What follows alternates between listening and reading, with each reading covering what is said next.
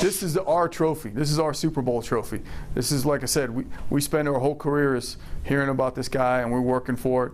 And, you know, Atlanta just finished up with a Super Bowl hero. This is the equivalent of DEA's Super Bowl trophy.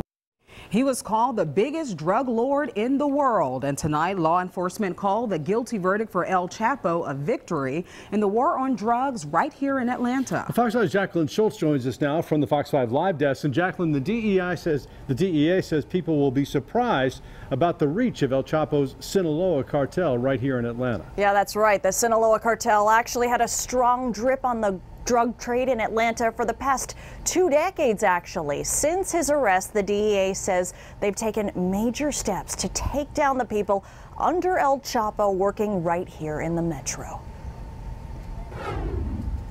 He was the world's largest drug distributor. Nobody came close. The leader of the notorious Sinaloa cartel that trafficked drugs around the world and right here in the metro, set to spend the rest of his days in a maximum security prison. Sinaloa's controlled the drug trade in this area probably for the last going on 2 decades. DEA Special Agent Robert Murphy says El Chapo's arrest and conviction means a takedown of his cartel's grips on Atlanta. Sinaloa has always been a present. The last decade, they've had no competition. They've run it down. The organization funneled cocaine, meth, and heroin into the U.S. Agent Murphy says El Chapo's henchmen used Atlanta as an entry point to bring drugs into the country, then funneled money from the metro back to Mexico.